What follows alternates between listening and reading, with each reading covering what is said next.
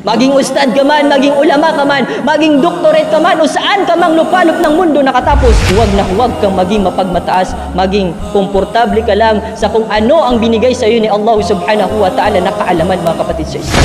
Isang araw, nagkukutba si Musa alayhi salam, nagbibigay ng sermon. At merong isang lalaki nagtanong kay Musa alayhi salam, "Ya Musa, sino baga ang pinakamatalino sa lahat? Sino ang pinakamaalam sa lahat, ya Musa?" Tumitingin si Musa sa kaliwat kanan niya, wala siyang makitang tao na maalam, mas maalam pa sa kanya. Anong sabi ni Musa? "Ana, ako ang pinakamaalam sa lahat." Hindi man lang sinabi ni Musa alayhi salam na wallahu a'lam, si Allah subhanahu wa ta'ala ang pinakamaalam sa lahat. At dahil sa kataga ni Musa na yaon, mga kapatid sa Islam, sinubok siya, binigyan siya ng pagsubok ni Allah subhanahu wa ta'ala.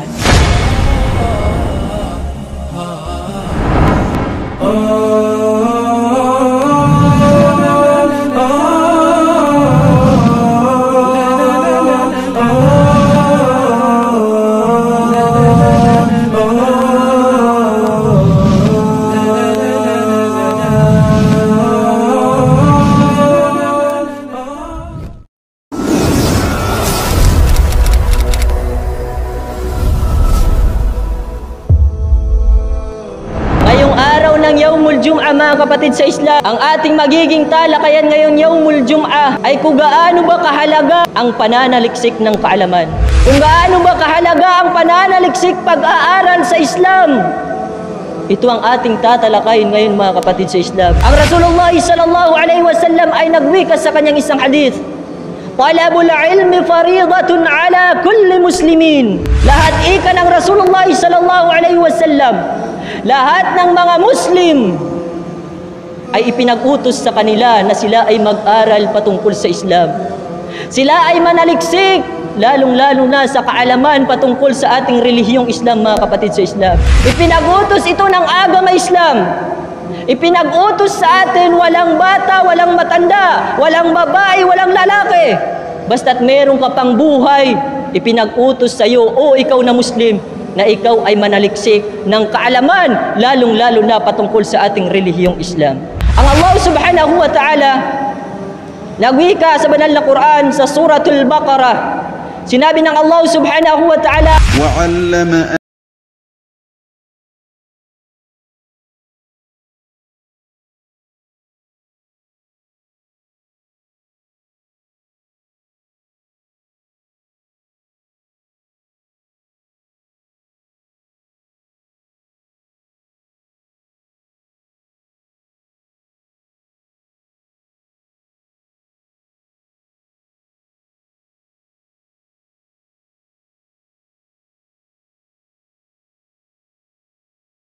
si Adam alayhi salam, tinuruan ng Allah subhanahu wa ta'ala, "Ya Adam, itinuro ko sa iyo, ika ng Allah, kung ano ang pangalan nito, kung ano ang pangalan niyan." Itinuro kay Adam alayhi salam dahil lamang sa ilmu, dahil lamang sa kaalaman.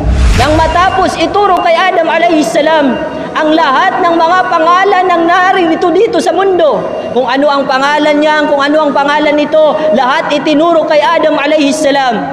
Nang matapos turuan ng Allah subhanahu wa ta'ala si Adam alayhi salam, tinanong niya ang kanyang mga malaika, "O aking mga anghel, isa-isahin niyo nga sa akin kung ano ang pangalan nito, kung ano ang pangalan niyan."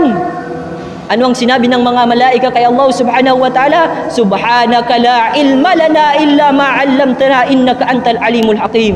Luwalhati sa iyo, ya Allah. Lahat ng papuri ay nasa sa iyo, ya Allah. Hindi namin kaya, ya Allah, na isa-isahin kung ano ang iyong isinusugo, iyong itinuturo, ya Allah. Kung ano ang iyong itinatanong, ya Allah, hindi namin kayang isa-isahin, ya Allah. Bukod tangi ka lamang, ya Allah, na alam mo ang lahat ng naririto dito sa mundo at hindi pa nangyari, ya Allah. Hindi na kaya ng mga malaika na isa-isahin kay Allah subhanahu wa ta'ala ang pangalan. Pangalan yan, pangalan nito. Hindi na kaya ng mga malaika. At nang tanungin ni Allah subhanahu wa ta'ala si Adam alayhi salam, "Qala ya Adam anbi'hum bi asma'ihim." Falamma anba'ahum bi asma'ihim, "Ya Adam, ikaw nga isa-isahin mo ito. Anong pangalan nito? Ano ang pangalan yan?" Na kayang isa-isahin ni Adam alayhi salam dahil lamang sa kaalaman, mga kapatid sa Islam. Dahil sa kaalamang taglay ni Adam alayhi salam na ibinigay, pinagkaloob ni Allah subhanahu wa ta'ala, na kaya ni Adam alayhi salam na isa-isahin ang bawat katanungan ni Allah subhanahu wa ta'ala sa kanya. At dahil sa kaalamang ipinagkaloob ni Allah subhanahu wa ta'ala, ginantimpalaan siya ni Allah subhanahu wa ta'ala, wa idh qulna lil malaikati isjudu li Adam, magpatira pa kayo, magsujud kayo kay Adam, ika ng Allah subhanahu wa ta'ala. Usjudu li Adam, magpatira pa kayo kay Adam, magsujud kayo kay Adam. Dahil si Adam alayhi salam ay merong ilmu, merong kaalaman na hindi nyo nakuha, sabi niya sa kanyang mga malaika. Ang mga malaika, hindi nila na kayang isa-isahin ang bawat itinatanong sa kanila ni Allah subhanahu wa ta'ala. Ngunit si Adam alayhi salam, na kaya niyang isa-isahin ang bawat itinatanong sa kanya ni Allah subhanahu wa ta'ala. Dahil lamang sa kaalaman, mga kapatid sa Islam. Kaya ganon, ginantimpalaan siya ni Allah subhanahu wa ta'ala. Ang lahat ng mga malaika ay nagsujud, nagpatira pa kay Adam alayhi salam. Wa idh qulna lil malaikati isjudu li Adam fasajadu illa iblis aba wastakbara wa kana minal kafirin. Lahat ng mga malaika ay nagpatira pa kay Adam alayhi salam, bukod tanging si Iblis, pinuno ng mga syaitan. Si Iblis ang hindi nagpatira pa, nagsujud kay Adam alayhi salam. Aba wastakbara wa kana minal kafirin. Dahil si Iblis ay naging mapagmataas sa kanyang sarili. Ba't ako susujud ika ni Iblis, ya Allah? Ba't ako susujud? Ako ay ginawa mo ako bilang apoy. Siya ay nasa lupa lamang. Ba't ako magpapatira pa kay Adam, ya Allah? Naging mapagmataas si Iblis. Si Iblis ay pinuno ng mga syaitan. Aba wastakbara wa kana minal kafirin. At nang hindi nagpatira pa si Iblis, ay nasali siya sa grupo ng mga hindi mananampalataya kay Allah subhanahu wa ta'ala. Ganito kahalaga, mga kapatid sa Islam. Ganito pinahalagahan ng agama Islam. Ipinag-utos niya sa atin bilang mga Muslim na tayo ay manaliksik, mag-aral, lalong-lalo na sa ating relihiyong Islam. Dahil kapag ang tao ay merong kaalaman, lalong-lalo na sa agama Islam, mas malaki pa ang ating antas sa mga malaika. Mas malaki pa ang ating antas sa mga malaika kapag kanasa sa atin ang kaalaman. Dahil una pa lang, nagpatira pa na sa atin ang mga malaika. Nagsujud na sa atin ang mga malaika dahil tayo ay merong kaalaman patungkol sa Islam.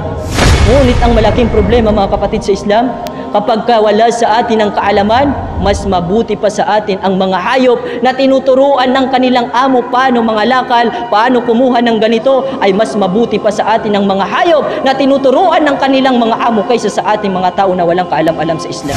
Mas mabuti pa sa atin ang mga hayop na tinuturuan ng kanilang amo kung wala sa atin ang agama Islam, kung wala sa atin ang pananaliksik, pag-aaral, lalong-lalo na sa agama Islam, mga kapatid sa Islam. Paalala, mga kapatid sa Islam, kung sa tingin natin tayo ay merong kaalaman, ito ay lubos kong pinapaalalanan sa aking sarili, lalong-lalo na sa mga taong merong kaalaman sa Islam. Maging ulama ka man, maging doktorate ka man, maging ustad ka man, huwag na huwag kang maging mapagmalaki sa iyong sarili. Huwag na huwag kang maging mapagmataas sa iyong sarili. Kahit anong pamang na iyong natapos, ay huwag na huwag kang maging mapagmataas sa iyong sarili, mga kapatid sa Islam. Bukod tanging si Allah subhanahu wa ta'ala lamang ang alam, ang merong alam ng lahat ng nangyayari at hindi pa nangyayari. Kaya huwag na huwag kang maging mapagmataas sa iyong kaalaman na ibinigay sa iyo ni Allah subhanahu wa ta'ala.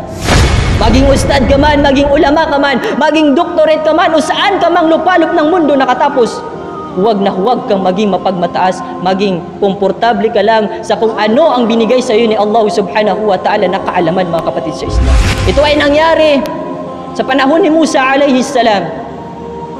Si Musa alayhi salam, alam natin na nakakausap niya si Allah subhanahu wa ta'ala. Nang isang araw, nagkukutba si Musa alayhi salam, nagbibigay ng sermon. Halimbawa, ganitong ginagawa ko. Nagkukutba si Musa alayhi salam sa mga tao.